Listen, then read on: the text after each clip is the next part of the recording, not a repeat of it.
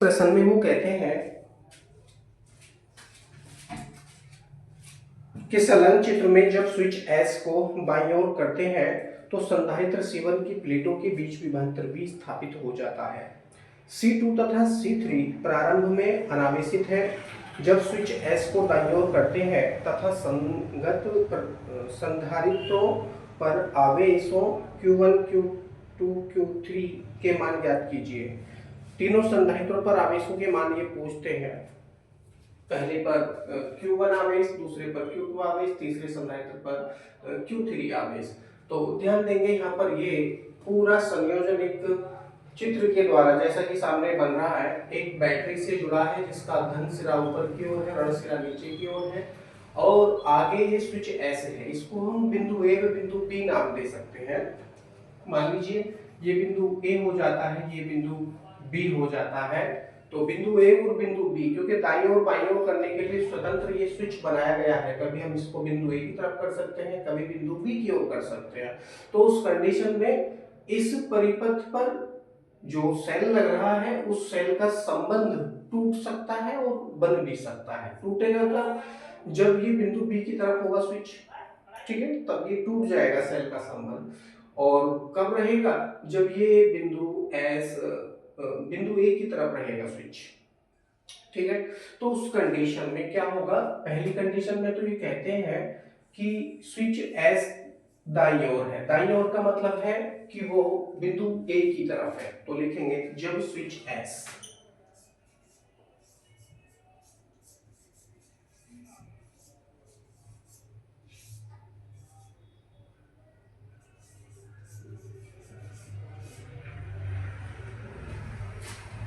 बाईं ओर है, बाईं ओर लिखेंगे।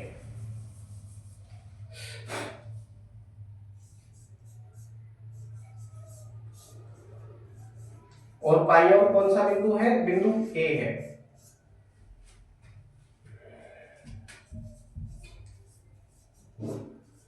तब उस कंडीशन में क्या होगा जी? उस कंडीशन में वैद्युत धारा केवल संधारित्र C1 में प्रवाहित होगी। आगे जो C2 और C3 बन रहे हैं, जो श्रेणी क्रम में जुड़ रहे हैं, इन पे किसी भी प्रकार की कोई धारा नहीं होगी, कोई विभव नहीं होगा, कोई आवेश नहीं होगा, जिसके कारण ये दोनों संधारित्र प्रारंभ में अनावेशित बने रहेंगे। वैद्युत धारा केवल संधारित्र C1 में रहेगी। वैद्युत धारा रहने से इसके सिरों पर, अब देखिए ये सीधे सेल से जुड़ा रहेगा, ये सीधे सेल से जुड़ा रहेगा, तो इसके सिरों पर उत्पन्न विभव V स्थापित हो जाता है। कितना विभव आ जाता है? V विभव आ जाता है, जिसके कारण कुछ ना कुछ आवेश भी संचित हो जाता है इसमें, उसकी हम गणना कर लेंगे। तब संधारित्र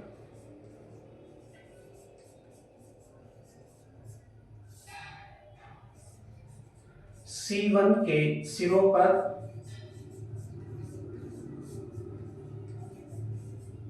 विभवांतर V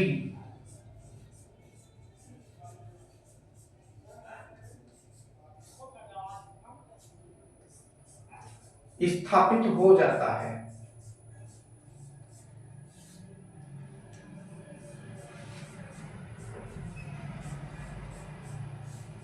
क्यों हो जाता है? क्योंकि ये सीधा सेल से जुड़ा है, विभवांतर V स्थापित हो जाता है तथा संधारित्र C2 व C3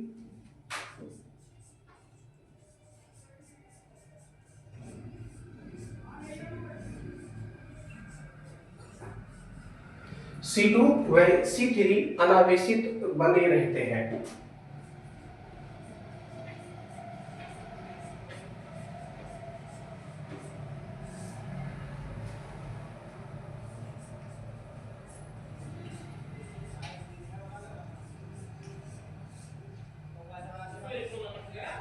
अनावेशित बने रहने का मतलब क्या है? कि इसमें किसी प्रकार का कोई भी विभव नहीं आता है। क्यों नहीं आता है? क्योंकि इनका सीधा संबंध बिंदु बी से है और बिंदु बी का संबंध नहीं, क्योंकि जो स्विच एस है बिंदु ए की ओर यानी दाईं ओर की तरफ है। दाईं ओर की तरफ का मतलब है कि केवल इतना ही परिपथ काम कर रहा है। कितना परिपथ काम कर रहा है? इतना परिपथ ही काम कर रहा है। जितना मैंने गोल कर दिया इतना ही परिपथ काम कर रहा है, आगे का जो परिपथ है काम नहीं कर रहा है। क्यों नहीं काम कर रहा है? क्योंकि इसमें किसी प्रकार की कोई धारा नहीं है, कोई विभव नहीं है, तो कोई आवेश भी इसमें नहीं है। इसलिए मैंने लिखा है संधारित्र C2 व C3 अनावेशित बने रहते हैं। कब बने रहते हैं? जब स्विच S बाईं ओर है। बाईं ओर का मतलब बिंदु A की तरफ है, ठीक है। तब संधारित्र C1 पर संचित आवेश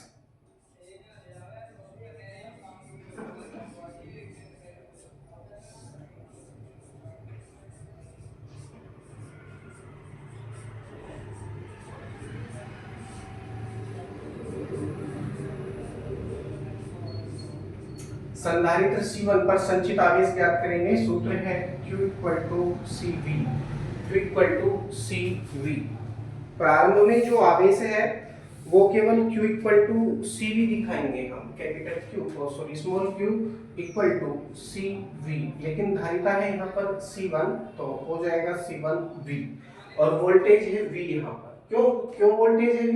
क्योंकि बैटरी से सीधे जुड़ा है, समांतर क्रम में जुड़ा है, ठीक है ना। समांतर क्रम में जुड़ा है तो जितना वोल्टेज बैटरी का होगा उतना ही वोल्टेज संधारित्र का भी होगा, ठीक है। इसीलिए C1V इस पर संचित आवेश हो जाता है। अब हम ज्ञात करेंगे इस पूरे परिपथ की तुल्य धारिता। पूरे परिपथ की तुल्य धारिता कितनी हो जाएगी? जरा ध्यान से देखेंगे। C2 व C3 कौन से क्रम में है? श्रेणी क्रम में है।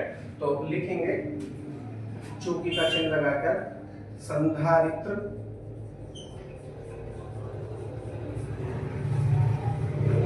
C2 व C3 श्रेणीबद्ध है।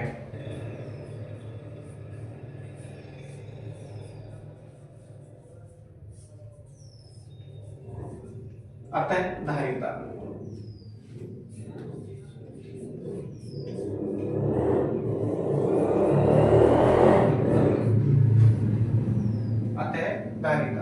कितनी हो जाएगी? श्रेणी क्रम के लिए क्या सूत्र आता है? श्रेणी क्रम के लिए सूत्र आता है जी 1/c डैश कर लीजिए इसको, 1/c dash equal to 1/c1 plus 1/c2। परंतु C2 और C3 के बीच में हम कर रहे हैं। क्यों कर रहे हैं? क्योंकि ये दोनों संधारित्र के बीच में एक ही तार है ना, दोनों संधारित्रों के बीच में एक ही तार है, इसीलिए ये श्रेणी क्रम में है। तो इन्हीं के लिए हम कर रहे हैं। तो हो जाएगा 1/c2 प्लस 1/c3। आगे इसको एलसीएम लेकर हल करेंगे तो हो जाएगा 1/c dash equal to C2 C3, LCM आ गया, और ऊपर रहेगा आपका C2 प्लस C3। पलट लीजिए तो हो जाएगा C dash equal to C2 C3 upon C2 plus C3, ठीक है। ये आ जाती है इन दोनों संधारित्रों के बीच में धारिता C2 C3 upon C2 plus C3। अब देखिए इन दोनों का तुल्य संधारित्र जो बन रहा है जिसकी धारिता C dash equal to C2 C3 upon C2 plus C3 है, ये तुल्य संधारित्र और संधारित्र C1 आपस में समांतर क्रम में हो जाते हैं। अब लिखेंगे अब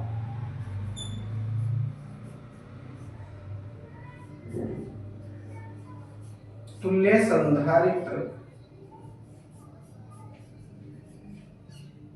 संधारित्र माने C डैश व संधारित्र C1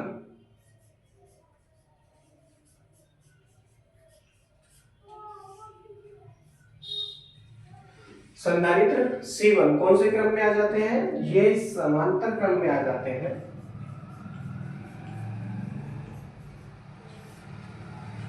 बद्ध है।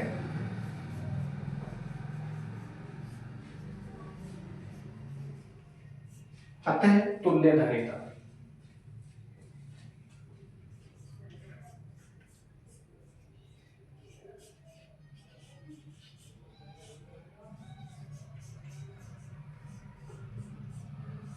तुल्य धारिता को हम C से दर्शाएंगे। हो जाएगा C equal to C1 plus C dash C1 plus C dash. अब C डैश की वैल्यू हम रखेंगे ऊपर से, क्या प्राप्त होगा, C equal to C1 plus C1 plus C2 C3 बटे C2 plus C3, C2 plus C3, ये हमको प्राप्त होता है। आगे हम इसको हल कर लेंगे।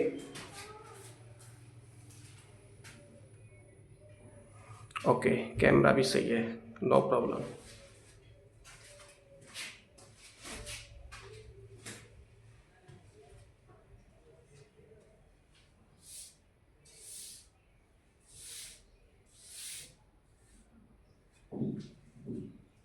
अब देखिए, इसका गुणा करेंगे इन दोनों में तो हो जाएगा C1 C2,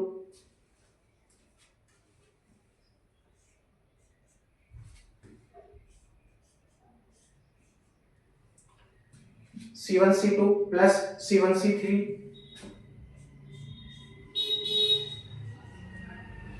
plus C2 C3 पूरे के बेटे C2 प्लस C3,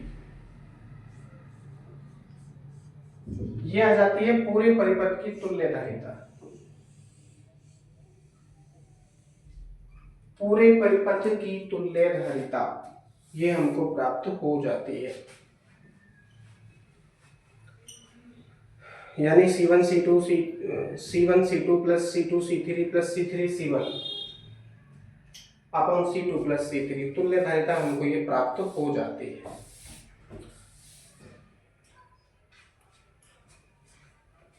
अब देखिए, स्विच हमारा बाईं ओर काम कर रहा है, स्विच बाईं ओर काम कर रहा है। अब हमने क्या किया है, स्विच को दाईं ओर कर दिया। ये कैलकुलेशन तो हमने तब ज्ञात करी है जब केवल स्विच हमारा बिंदु ए की तरफ है, यानी दाईं ओर है, सॉरी बाईं ओर है।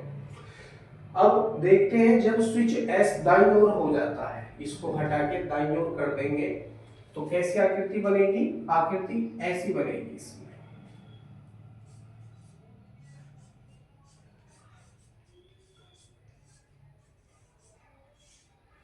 जब स्विच एस दाईं ओर है, अब दाईं ओर कौन सा बिंदु है, बिंदु ए।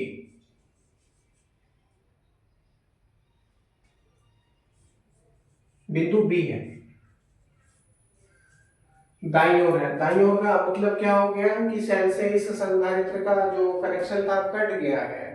कनेक्शन कटने से, क्योंकि इसमें संचित आवेश है, आवेश कितना है इसमें, Q=C1 भी आवेश है। जैसे ही आप स्विच एस को बिंदु बी की तरफ करेंगे, यानी दाईं ओर करेंगे, तो दाईं ओर करने से क्या होगा, संधारित्र C1 पर संचित आवेश, संधारित्र C1 पर संचित आवेश इन तीनों संधारित्रों में बट जाएगा। इस पर Q1 हो जाएगा, इस पर Q2 हो जाएगा, इस पर Q3 हो जाएगा। ठीक है, अब आवेश परिवर्तित हो जाएगा। संधारित्र C1 पर जो संचित आवेश था वही आवेश तीनों संधारित्रों में बट जाता है। ठीक है, परंतु आपने इस पूरे संयोग की तुल्यधारिता ज्ञात कर ली है। मान लीजिए इस तुल्य संधारित्र पर जो आपका C=C1 C2 plus C1 C3 plus C2 C3 upon C2 plus C3 आया था, उसके सिरों पर उत्पन्न विभवांतर V डैश स्थापित हो जाता है। ठीक है, तब वैद्युत सेल से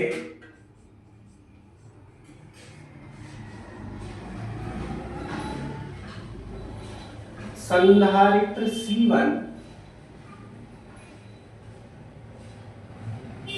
का संबंध हट जाता है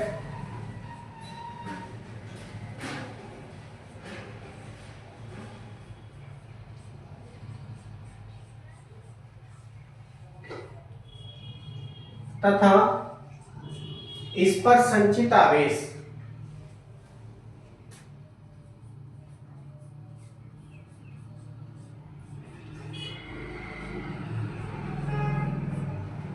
इस पर संचित आवेश ही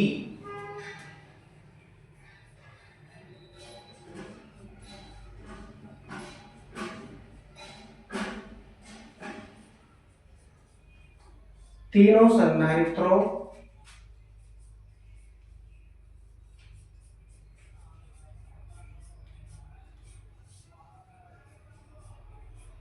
में बट जाता है।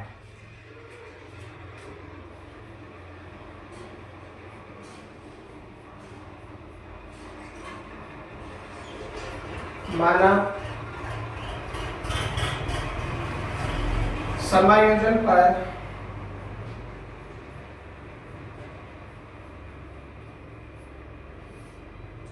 समायोजन पर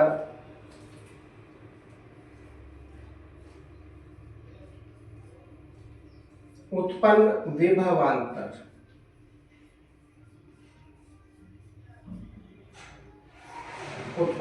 विभवांतर परिवर्तित होकर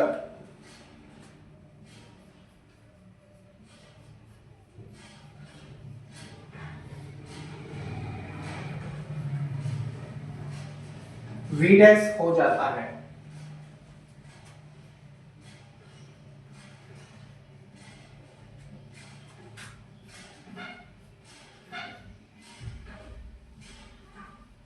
परिवर्तित होकर V डैश हो जाता है तब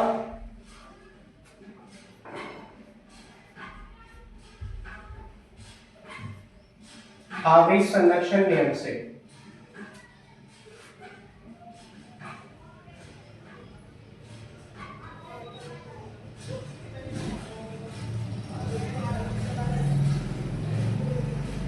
आवेश संरक्षण का नियम क्या है भाई, इस पहले संधारित्र पर उत्पन्न आवेश या संचित आवेश बराबर इस पूरे समायोजन पर संचित आवेश, क्योंकि आवेश नष्ट नहीं हो सकता है, ये परिवर्तित हो सकता है, वितरित हो सकता है। तो क्या हो जाएगा, इसको आपने माना है Q इक्वल टू, और इस पर मान लीजिए पूरे समायोजन पर संचित आवेश Q डैश हो जाता है। वैल्यू रखेंगे, Q की वैल्यू आपके पास में है C1V इक्वल टू, और Q डैश की वैल्यू आपके पास में है CV डैश। ये जो C है ये पूरे समायोजन की तुल्य धारिता है, पूरे समायोजन की तुल्य धारिता। यहां से V डैश की गणना कर लेंगे, किसका मान ज्ञात करेंगे, V डैश का मान यहां से हम ज्ञात करेंगे। तो V डैश का मान क्या हो जाएगा, V डैश इक्वल टू हो जाएगा C1V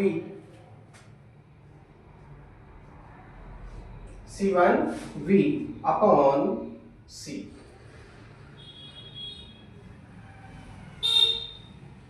V डैश का मतलब परिणामी विभव या उभयनिष्ठ विभव, पूरे समायोजन पर उत्पन्न विभव। V डैश इक्वल टू हो जाता है C1V अपॉन C। इस प्रकार अब हम C1 पर संचित आवेश ज्ञात कर सकते हैं।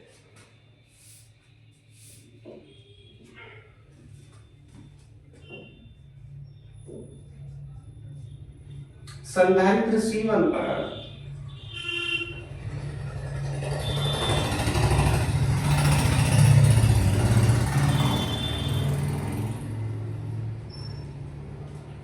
संचित आवेश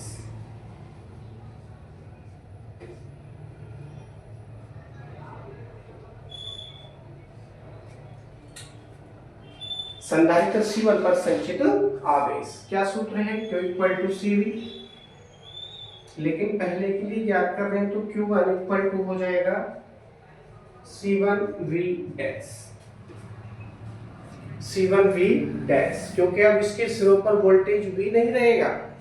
V कब था, V तब था जब ये स्विच S बिंदु A की तरफ था, यानी बाईं ओर था, तो इसका सीधा संबंध सेल से था। आगे वाले जो दोनों संधारित्र हैं इनका सीधा संबंध इससे था ही नहीं, और जब था ही नहीं तो इसका विभव परिवर्तित नहीं हो सकता है।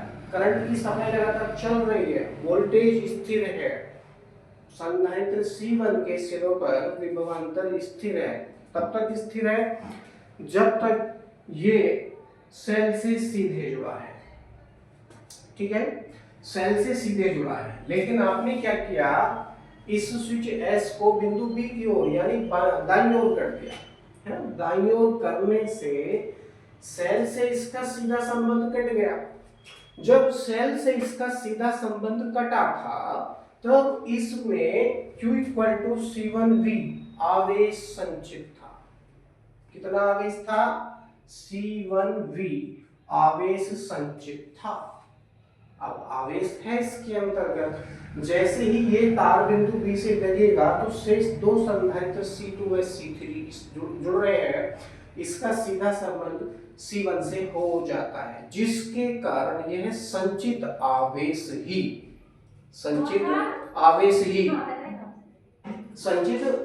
ही इन तीनों संधारित्रों में परिवर्तित हो जाता है।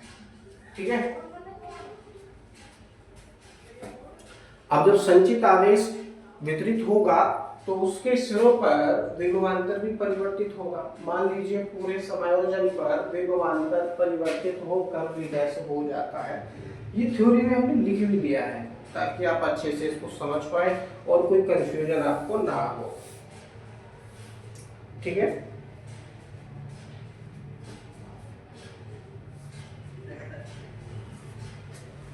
अब V डैश का ये मान हम यहां रखेंगे, या फिर आप इसको समीकरण नंबर 1 बना लो। चलो अपनी जानकारी के लिए, सुविधा के लिए बना सकते हैं। अब मैं इसको साफ कर देता हूँ। No problem.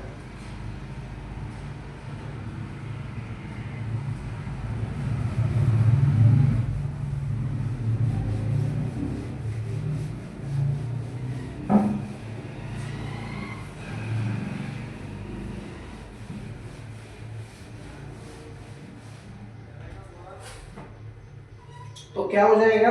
Q1 equal to, अब देखिए क्योंकि समीकरण नंबर 1 आपने ये माना है V डैश, तो क्या लिखेंगे आदमी? यहाँ के बाद क्या लिखेंगे? V डैश का मान समीकरण 1 से रखने पर, या समीकरण 1 से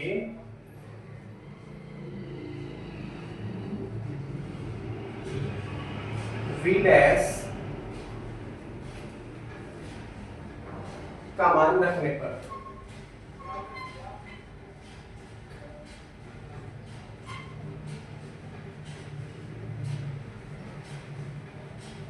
रखेंगे तो क्या प्राप्त होगा? जरा देखते हैं। Q1 equal to C1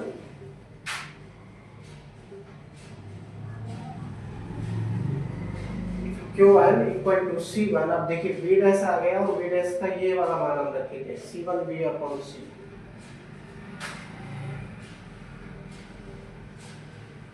okay.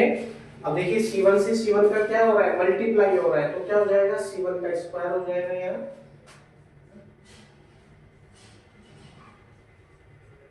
Q1 equal to C1 square V upon C। ठीक है। C1 square V upon C, ये राशि हमको प्राप्त होती है। अब देखिए आपने तुल्यकालिकता ज्ञात कर रखी है। आप एक काम कीजिए, इसको तो मानो समीकरण नंबर 2 और इसको मानो समीकरण number 1।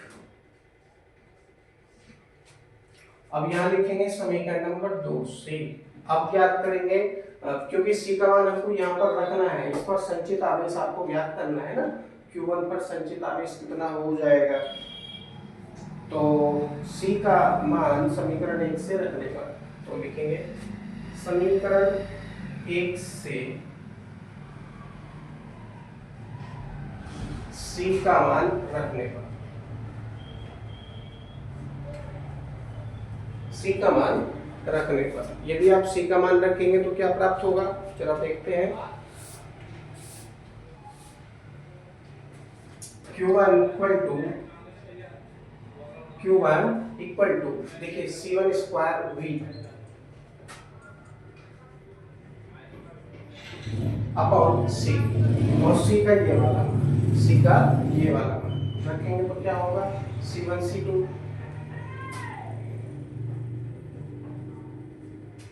C1 C2 C1 C3 plus C2 C3 और ये वाला जो नीचे वाला पद है लटकर पहुंचेगा ऊपर, यानी C2 प्लस C3।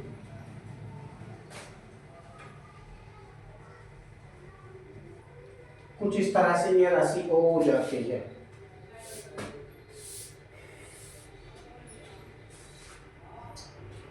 पहले संधारित्र पर संचित आवेश इतना प्राप्त हो चुका है।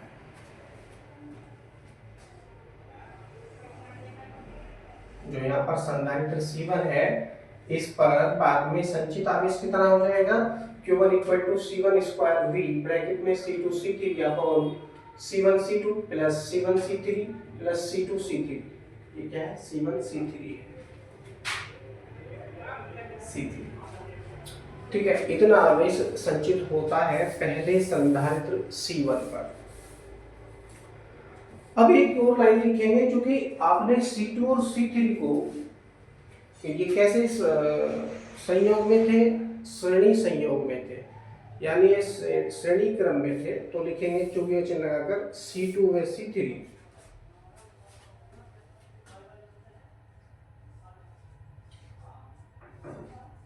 C2 है C3 श्रेणी क्रम में है या श्रेणीबद्ध है, इसीलिए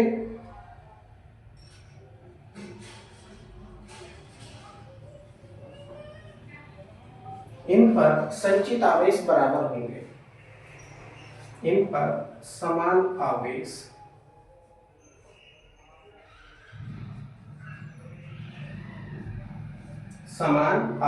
संचित होगा।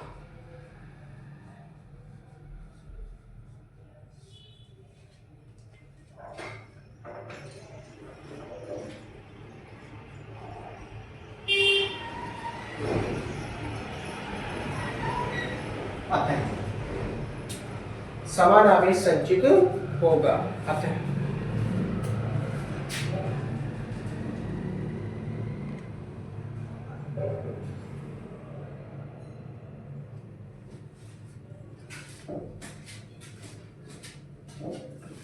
Q2 इक्वल टू Q3 कर सकते हैं आप, दोनों को हम एक साथ भी ज्ञात कर सकते हैं क्योंकि संचित आवेश समान है, क्योंकि ये C2 और C3 श्रेणी क्रम में जुड़े हैं। श्रेणी क्रम में जुड़े होने के कारण इन पर संचित आवेश बराबर बराबर होंगे, भले ही धारिता इनकी अलग अलग हो।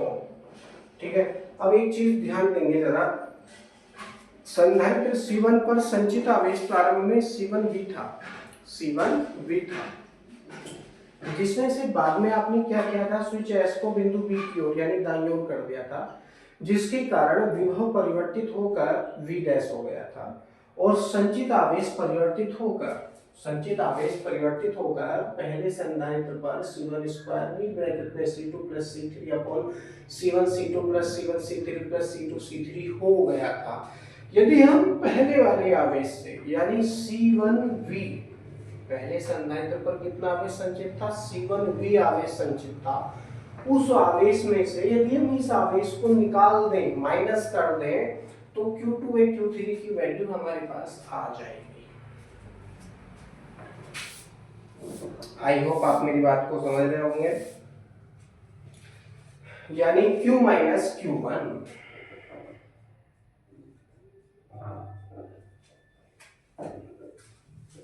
वैल्यू रखेंगे, Q की वैल्यू आपके पास थी C1V माइनस, और Q1 की वैल्यू आपके पास में ये है C1 स्क्वायर V ब्रैकेट में C2 plus C3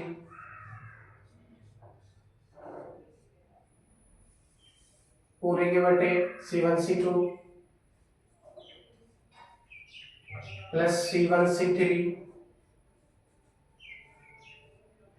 plus C2 C3। ठीक है जी, ये राशि हमको प्राप्त होती है। अब हम आगे इसी को ही हल कर लेंगे।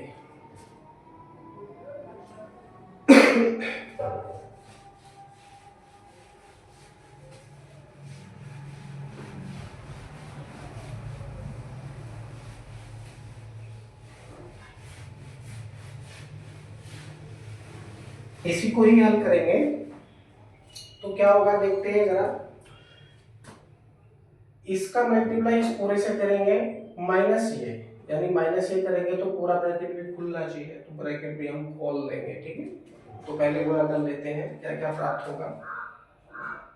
बराबर C1 से C1 का गुणा करेंगे तो हो जाएगा C1 square, C1 square C2 V plus C1 से C1 का गुणा करेंगे तो C1 square C3 V, same ऐसे C1 C2 C3 V,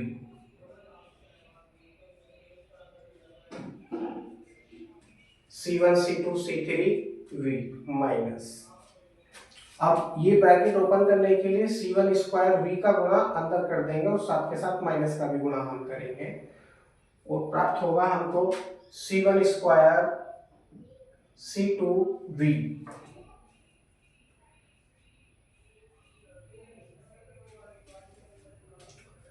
minus और plus minus C1 square C3V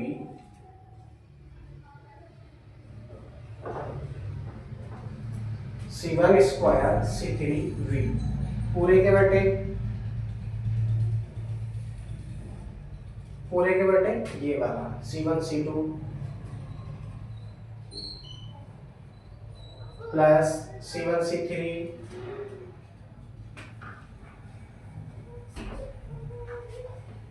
plus C2 C3। अब देखिए कुछ कटेगा, यहां से जो कटेगा उसको काटेंगे, जो बचेगा उसको बचाएंगे।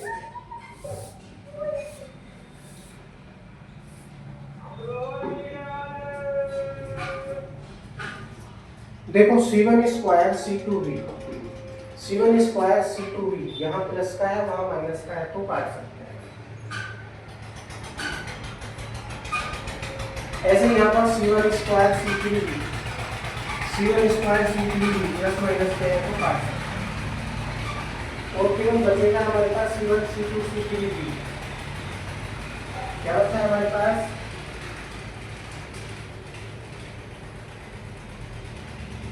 C1 C2 C3V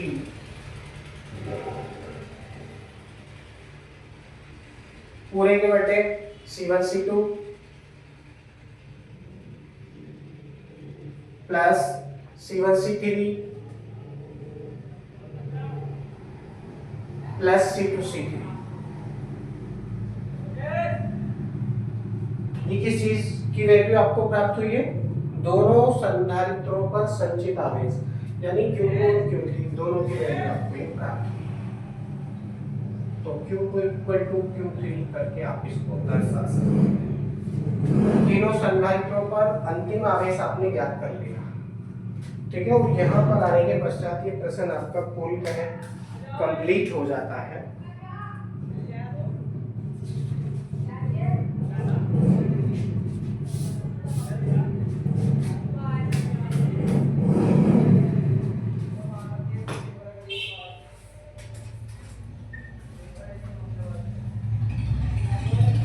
Okay.